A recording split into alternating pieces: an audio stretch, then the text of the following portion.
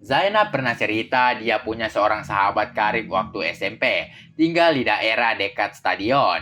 Mungkin kita bisa mencarinya ke sana. Jawab Latifah ragu. Setidaknya itu lebih baik daripada kamu tidak punya tujuan harus kemana mencari Zainab. Baiklah, kita coba ke sana. Kita naik angkutan umum. Jawabku berjalan mendahului Latifah. Aku harus secepatnya meninggalkan tempat ini. Kita jalan saja lewat jalan kampung soalnya semalam Zainab pinjam uang ke aku. Dia tidak menyebutkan untuk apa. Latifah menolak keinginanku menyetop angkutan umum. Dia berjalan ke arah sebaliknya dan setahuku itu menuju ke perkampungan penduduk yang cukup rapat. Kamu kasih berapa? Tanyaku menyusul Latifah. Aku tidak mungkin meninggalkannya sekarang. Harus menunggu saat yang tepat sehingga dia tidak merasa curiga. Aku nggak punya uang, jadi nggak aku kasih. Jawab Latifah dengan perasaan bersalah, walau sebenarnya dia tidak bersalah atas kejadian ini. Terus, apa hubungannya? Tanyaku untuk meyakinkan dugaanku. Aku yakin Zainab jalan kaki ke rumah sahabatnya itu karena tidak punya uang. Jawaban Latifah sesuai dengan dugaanku.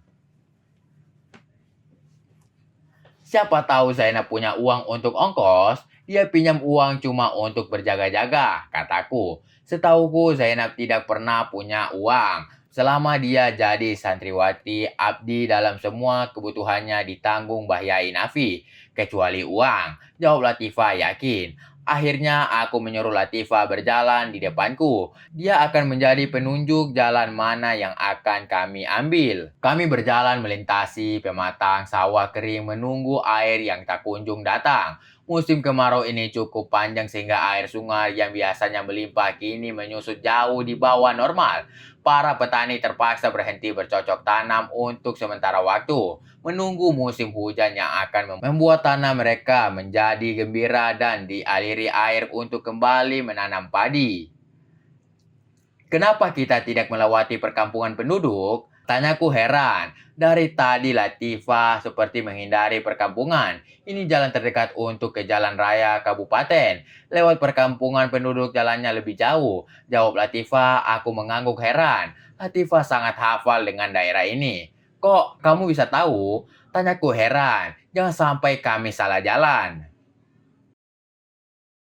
Aku sudah 2 kali lewat jalan ini dengan Zainab. Tidak mungkin kita nyasar, jawab Latifah yakin.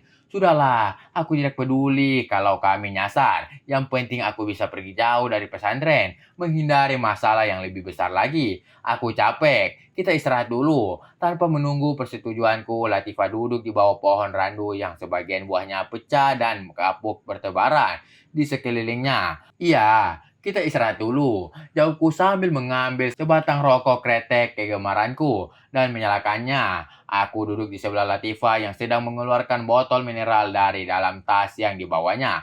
Tanpa menoleh ke arahku, Latifah meminum air hingga tersisa separuh. Aku hanya bisa menelan air, membasahi tenggorokanku yang kering. Minum, Latifah menawarkan air dari botol air mineral yang dibawanya. Terima kasih, nggak apa-apa aku minum. Tanyaku ragu saat bibir botol menyentuh bibirku. Darurat, daripada kamu mati kehausan dan menambah rasa bersalahku. Jawab Latifah berusaha melucu walau aku tidak merasa itu sesuatu yang lucu. Tapi lumayan bisa mencairkan suasana yang terasa kaku. Aku meneguk air sebanyak 3 tegukan. Latifah lebih membutuhkannya lebih daripada aku. Aku memberikan botol mineral yang isinya tinggal. Kamu beruntung, Nisara sangat memperhatikan kamu, kata Latifah menyadarkan pada pohon randu. Wajahnya yang cantik bersimbah oleh peluh. Masa sih? Aku pura-pura lugu untuk memancing Latifah bercerita lebih banyak lagi.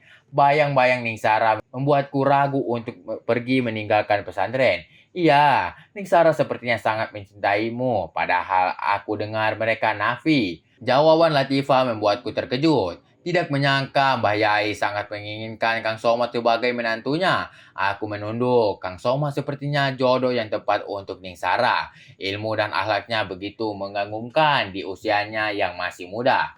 Oh, sepertinya Ningsara tidak akan bisa menolak keinginan Mbah Yai.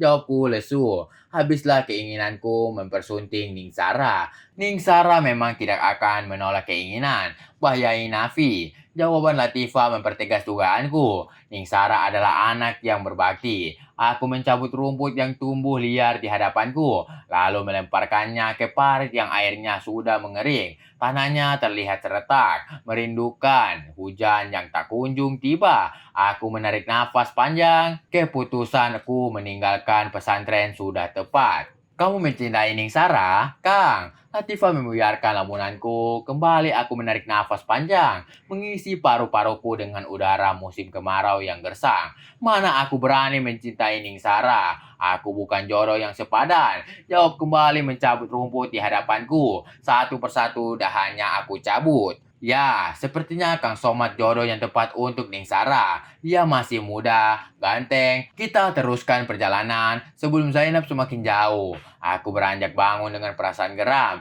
Tidak seharusnya Latifah mengatakan hal itu padaku. Dia seperti sengaja memanas-manasi hatiku. Aku masih capek. Jawab Latifah, tidak beranjak dari tempatnya. Sebentar lagi zuhur, kita cari musola atau masjid. Jawabku tanpa menoleh ke arah Latifah. Ayo, Latifah berdiri perlahan, dia menepuk-nepuk dari debu. Latifah berjalan mendahuliku, sial kakinya malah tersandung sebuah batu besar yang melintang di hadapannya. Tanpa dapat dicegah, terhuyung-buyung hampir jatuh ke dalam par. Kalau saja aku tidak menolongnya, dengan sigap aku menarik tangannya sehingga Latifah jatuh dalam.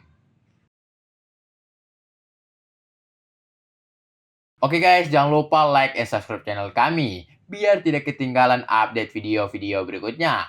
Jika ada kekurangan, saya minta maaf. Dan jika ada kelebihan, tidak usah dikembalikan karena saya orang yang ikhlas. Terima kasih.